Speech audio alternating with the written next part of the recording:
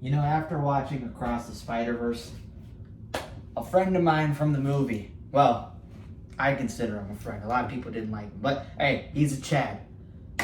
Miguel, Spider-Man 2099, highlighted an important fact to me, and that's that in this reality of the world, there are canon events, canon things, and then there are anomalies, all right? Now, in the Goosebumps fandom, we have anomalies and we have canon events, all right? One of these anomalies happens to be the reception of Slappy fans to certain books involving Slappy. Because for some reason, and this is an achievement, don't get it wrong, this is not a backhanded compliment at all. This is an achievement. I have never met fans of a franchise that I trust less with defending their franchise than anybody else. Slappy fans are the only ones I stop listening to when they give me recommendations on what Slappy books to read and which ones are good. Because 9 times out of 10, the ones that they recommend either end up being mid or below average. And the ones that my friends recommend me who aren't Slappy fans, they just are okay with Slappy. They recommend me Slappy books that they like, and I enjoy those ones. So that's what it is. And I know people are going to get offended. Oh, how can you say that, BD Horror? You can't say something like that. First of all, y'all rank this book that I'm about to talk about as the best out of the trilogy. And you say that Night of the Living Dummy 2 is the worst out of the OG trilogy. You must have gotten your copy of the books from Ezekiel in the back alleyway over in my neighborhood. Because, that man be selling all the fake stuff on the block. He be selling it 7 months early, be overcharging, and it ends up being straight doo-doo bootleg. All right? Y'all are reading that doo-doo bootleg copy stuff. All right? Trust me, I know. I got a copy of Across the Spider-Verse 7 months early on VHS from him. That was the worst $25 I ever spent in my life, and I'm never gonna get it back. As soon as I find his address, we gonna jump on site. But that's what y'all be doing. You get copies from Ezekiel, he rips y'all off for $30, and then you read it, and then you put out receptions and reviews of it. There is no canon universe in which Night of the Living Dummy 2 is the worst, and Night of the Living Dummy 3 is the best. That's an anomaly. That's not canon. Call me BD Horror 2099 because I'm going to stop that right now. All right? And y'all be complaining, oh, but it's our opinion. It's our that. If you like the book, I don't care. You could like a book. All right? Listen, if you like the book versus saying that it's the best out of the trilogy and downplaying Night of the Living Number 2. Listen, if you told me you liked the book, we met each other face to face right now. I know. You're dazzled by my attraction. We met each other face to face. I met you right now. And you tell me that Night of the Living Dummy 3 is a book that you like. All right? That's no big deal. All right? Now, I may slip a punch right to your nose. It's an accident. I'm going to play it off as an accident. It wasn't really an accident. But I'm going to play it off like an accident. I'm not going to be forefront about it. If you tell me that it's the best out of the trilogy and Night of the Living Dummy 2 is the worst, you going to get punched in your jaw for every dummy that's on that cover book. All right, that cover of Night of the Living 3, every dummy on there, you get 1 punch for each. And I'm doing it on purpose in front of a police officer. I'm going to jail, but you're going to be looking like the blob that ate everything. You ain't getting dates for the next 3 months. So take that, all right? There are canon events. There are anomalies, all right? There are canon things in this world, all right? Monster Blood having questionable takes. Of course. Goosebumps completionist taking 2 hours on a 20-page story to do a review. Of course! Michael, Goosebumps fan, making a Goosebumps review, and he talks about everything but the actual story. He tells me about his wife and his date to go do laser tag. He tells me about how they went to go get Jamba Juice. He tells me about his ice rink skating birthday party story. He tells me about how Slappy is the best thing to be in this world since sliced bread. Him telling me that Jordan Peele's Twilight Zone is straight trash. Of course, those are canon. You thinking that I'm slightly mentally deranged, that I got a room that looks like something straight out of a Stephen King book, this bed cover never being made, my t-shirts being too tight, my nose taking up half the screen, my hair looking like a wet mop on top of my head. These are canon things. Your opinion of ranking the trilogy being what I just mentioned before, non-canon, anomaly, you getting hit in the Spider-Verse eraser. That's what's going on. Now, enough of that intro. Let's talk about the review of this book. How do I feel about it? I wonder, what does that title say? It's overrated. People say it's the best out of the trilogy. It's great, it's amazing. No, it's not. Stop. Stop right now. Please. Like, don't even mention it. Just stop. Whatever you're saying behind the screen, I can hear it. I got spider sense. I hear it. Or in this case, bullshit sense. I hear it all. Just stop. You say, but BD Horror, it's got more than one dummy. It's got multiple dummies. If you're talking about multiple dummies, you're right. It has Slappy. It has Zane, who's a bigger dummy than Slappy is. And it's got a third dummy. The one looking at me through the camera right now. That's right. I'm looking at the third dummy. The one who just said that right now. Yep. Put the pieces together. It's you. Those dummies appear in the last page, or second to last page, of the entire book. They appear for one page. Spoiler, one page. I'm going to throw up a peace sign. So that way you know I'm going to be talking about spoilers. When this peace sign goes down, that means spoilers are done. All they do, right? That's right, skip forward right now. All they do is walk over to Slappy in some Walking Dead, or I guess Walking Wood mannerism. They start pulling and tugging on him. Zane comes up. They all collapse. Slappy collapses. And then Zane rats on the two main characters. That's multiple dummies to you? That's in one page of the book, and nothing happens. That's like spoiler sign down. Spoilers are done. That's like me going to my middle school play, a 30-minute play, and I have a 30-second part in it, which I voice crack, butcher, and start rapping. It was a Pharrell Williams song. I started rapping and voice cracking and heaving. And I even spit a little onto the woman who was in front. I believe it was Alicia's mother. I had a crush on Alicia. Let's just say it didn't end well after that. That was a lonely prom. Anyway, all that stuff happens for 30 seconds out of the 30-minute play. Okay? And then the art teacher who made this play puts me on the front cover poster that's stapled across the school. And I am the thumbnail. Me singing is the thumbnail for the entire play. I had 30 seconds in that play. Everybody else had huge parts. They killed that shit. I killed my shit in the other figurative way. And I'm on the main cover. That's what this book is. It promotes multiple dummies. Nothing happens, and yet people rate it highly. It's all cap, all clickbait. No, that's not a thing. It's not a thing. It's not canon. So I don't know why people think of it as canon. I think a lot of people may be confusing the episode, which is an improvement from the book. Much better, in my opinion. That episode, I think people may be getting confused with the episode with the book.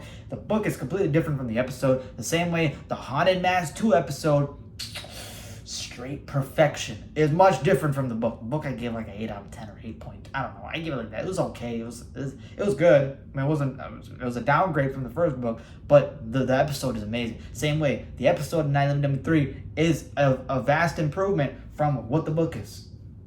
Straight up. So, anyway, what's the book about? You got Dan, you got Trina, 2 kids. Their dad is a ventriloquist. He keeps a bunch of dummies. up in the attic where he keeps them away. He likes pulling pranks on his kids. Dan likes pulling pranks on Trina. And obviously every time they go up there, they get scared by seeing all these glimmering eyes in the dark, all dead, all cold, staring them down. And sometimes they play pranks on each other that they're alive. But their dad is a ventriloquist artist, and he also collects broken dummies, repairs them, and then adds them to his collection. One of his most popular ones is Rocky. Rocky is basically his star one that he uses. But he happens to find a dummy in a dumpster that had a broken part of the face, and they decide to call him Smiley. Now, they call him Smiley, but it's actually Slappy. And this also kind of hints that the verses are probably connected because they found it in a dumpster with a broken face, meaning Night of the Living Dummy 2 and 3 are connected, which is a little bit interesting. So yeah, he repairs these broken ventriloquist dummies, and they have their cousin coming over, Zane. Now, Zane is a guy who's pretty much scared of everything. He's a scaredy cat, terrified of everything. He has a hobby. He loves taking pictures, takes pictures of everything. He even takes pictures of like the walls and like the banisters on the walls, and like he wants to get the texture and the dust specks on the walls. I don't know what more of a useless photographer that could be, but he is that. That is what my boy is. Well, not my boy. He's far from my boy, but that's what the guy is. So he meets up with them, and obviously the dad is like, yo, you guys last time scarred Zane so hard because you scared the ever-living daylights out of him. Do not, I mean this, do not scare him. Do not scare him at all. We cannot have this kind of drama going on.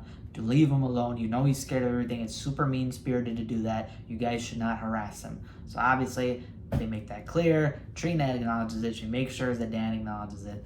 And then, what I forgot to mention is that, well, I don't know if I forgot to mention, but obviously, you know what happens. What happens, guys? What happens with these Slappy books? They read the magical words. Karu, Mario, Dana, blah, blah, blah, blah. They read it, obviously. Wink, wink. So as Zane comes over, they kind of reconnect. They sort of like, kind of hint that, we're not going to scare you this time. Don't worry about it. Nothing's going to happen. So he's a little bit reassured by that. And then strange antics and strange things start happening. And, Zane gets scared. He starts freaking out.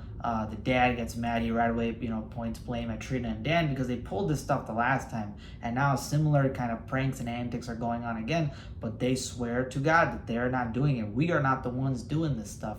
And who else can they point blame at? So they suspect, all right, maybe Zane is doing it. Maybe Zane is doing this to get back at us.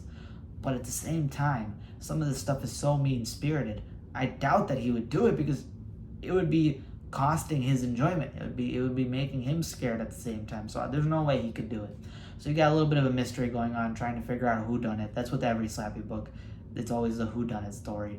And then a little bit through the way of the story, something similar happens to Night of the Living Dummy 1. That's as far as I will go with going into detail about it. But let's say you're led to believe one thing and you kind of suspect, all right, this is where the story's kicking off. And then all that stuff gets retconned. And it's revealed that someone or something else may have been doing all the antics and pranks and stuff. And yeah, it sort of just like resets the story. That is very similar to Night of the Living Dummy 1. That happens in Night of the Living Dummy 1. If you've read Night of the Living Dummy 1, you can kind of suspect what I'm talking about. But you'll find out who does it once you read the book. And right after that, you essentially get into the more cold-hearted pranks going on. Now the jig is up, but the stuff is still going on. So who are they going to blame? So, eventually they try to take it in their own hands. Dan and Trina go up to the attic, and they want to see if Zane or the dummies are the ones basically moving around stuff. They want to know, is it Zane? Is it the dummies? They don't think it's them. Trina suspects it might be Dan. So really you have like 4 different culprits, or I guess not 4, because you have Dan, Zane, and you have basically everybody, all the different dummies that could possibly be alive right now. I wonder, all the different stuff going on. So they go up there, they try to see if they can stake out and see who's actually doing it. Is Dan lying to Trina? Is Zane doing it? Is the dummies doing it? And then the climax happens. And then, you get to the climax. It's a very underwhelming climax. From what I mentioned earlier, you can imagine as to why.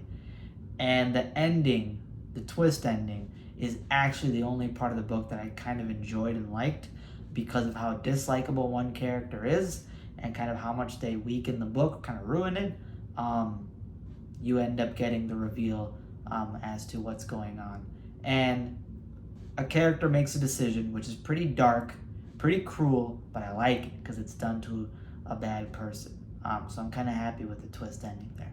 And that's really all there is to the book. This book, to me, being honest with you, I believe Night Living W1 might have gotten a 7.3 out of 10. This one gets a 7 out of 10. It is a very average book. This is nothing extraordinary. This is nothing crazy. It honestly almost got a lower score out of me because of how much people overhyped it, especially the Slappy Simps. But this book is a 7 out of 10. It's extremely average. There is nothing extraordinary.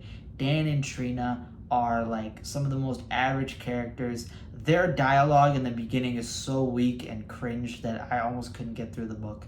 Zane is an annoying, complaining, scaredy cat, snitch, weird kid. You don't really have any connection to him.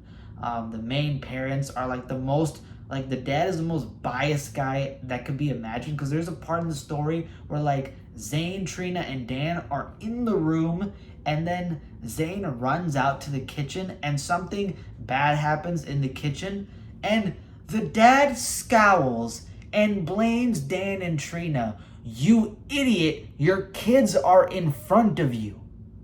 How could they be responsible for what happened in the kitchen when they're in front of you and Zane is the one who ran out angry? Duh. That's what happens in the book. So all these guys are idiots or boring. Slappy doesn't do almost anything in the... I swear to God, Slappy's almost forgettable. He's not like a main star. Unlike Night Living Number 2, where he's like a star attraction pupil, manipulating kids and doing all this stuff. He's barely, it's not even memorable in this book. Like, all right, yeah, stuff happens. It's nothing crazy, nothing shocking, nothing out of the ordinary, nothing you haven't seen a million times over if you've read Slappy books. And the climax of this book is the most yawn-worthy, boring thing ever, where, again, 30 seconds out of a 30-minute play, I'm on the front cover, and I completely butchered my part. That's what it is. That's what the climax is. And the twist ending is good. That's really about it. That's it for this review. I hope you guys enjoyed. Maybe you got a laugh out of it. For those guys who feel the same way about this book and the opinions about this book as I do, you probably love this. For the Slappy Simps out there, you probably hate this video. That's fine. Again, if you like the book, I don't care. You can like any book you want. If you like it, that's fine. I mean, I could kind of understand it. But it's when it's compared to other books that gets me a little bit frustrated. And when I mean a little bit, I mean a lot. All right? But nonetheless, in the comments down below, let me know your opinions. Did you like this book? Do you feel that the rating for the people that love this book is correct? Do you feel that the way I feel is correct? Let me know down below. Or maybe you have a different opinion. And also, free way to support me. Hit that subscribe button right down there. Elbow it like I'm about to elbow Ezekiel in about 20 minutes. Hit that like button as well. That's a free way to support me. Lets me know you guys are engaged with the content. You guys are hooked. And yeah, feel free to stay tuned for more content to come. I may have a video dropping later today. So yeah, stay tuned, guys, and stay cool. Deuces. Yo, man. Ezekiel copies. That's the new pandemic going on. I swear to God, I am 20 minutes away from finding his address. And why is there knocking on the door? Oh my God. Ugh. I pre-ordered John Wick 5. I mean, it's coming on VHS. It hasn't been announced yet, but I feel like after a good talking, he won't rip me off this time. All right, gotta go get the $45.